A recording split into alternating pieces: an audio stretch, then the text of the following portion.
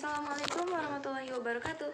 Perkenalkan, nama saya Salwa Firdaus Khairatunisan dari kelas 12 MIPA Sosial 1. Di sini saya akan memberikan sedikit penjelasan serta pendapat-pendapat saya mengenai salah satu pasal KUHP yang baru saja disahkan pada tanggal 2 Januari 2026.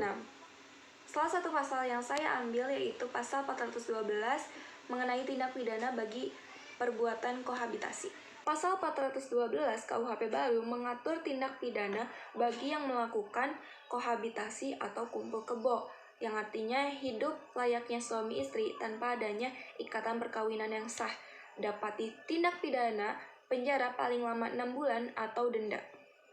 Namun pasal ini bersifat delik aduan absolut, yang artinya hanya bisa dilaporkan oleh suami atau istri yang sah atau orang tua atau anak jika tidak ada perikatan perkawinan. Aturan ini bertujuan untuk melindungi nilai sosial dan moral masyarakat, serta memberikan kepastian hukum dengan pengaduan bisa ditarik sebelum sidang dimulai. Isi pokok dari pasal 412 ini yang baru, ayat pertama, setiap orang yang melakukan hidup bersama sebagai suami istri di luar perkawinan dipidana penjara paling lama 6 bulan atau denda kategori 2. Ayat 2, penuntut hanya bisa dilakukan atas pengaduan pihak tertentu, suami atau istri bagi yang terikat perkawinan, orang tua atau anak bagi yang tidak terikat perkawinan. Lalu ayat 4, pengaduan dapat ditarik kembali selama pemeriksaan di sidang pengadilan hukum dimulai. Ada beberapa poin penting dari pasal ini. Yang pertama, kohabitasi. Kohabitasi ini merujuk pada hidup bersama layaknya suami istri tanpa adanya ikatan perkawinan yang diakui oleh negara, atau kita bisa sebut living together atau kumpul kebo. Lalu delik aduan ini penegakan hukum bergantung pada pelapor pihak yang merasa dirugikan, seperti suami atau istri, orang tua atau anak.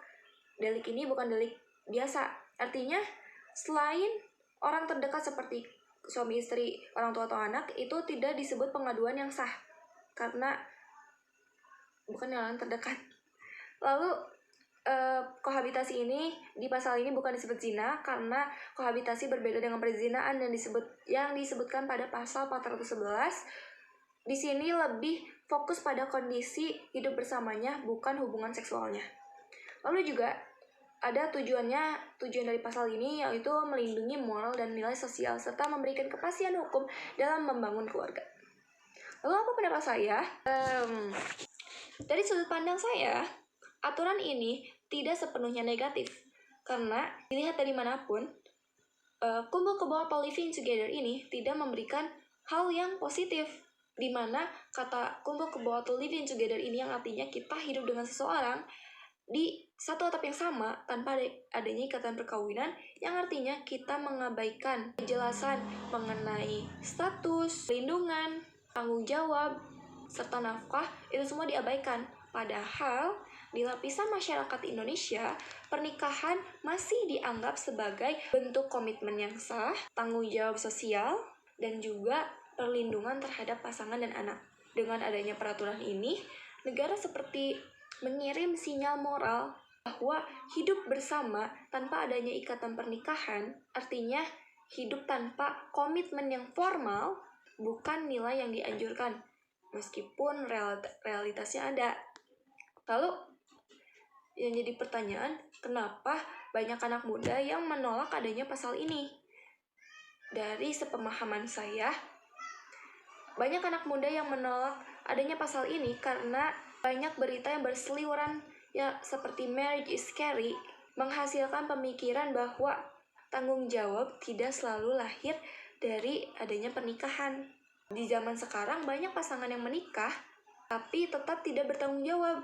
Contohnya seperti KDRT, penindasan, penelantaran, perselingkuhan, dan lain-lain.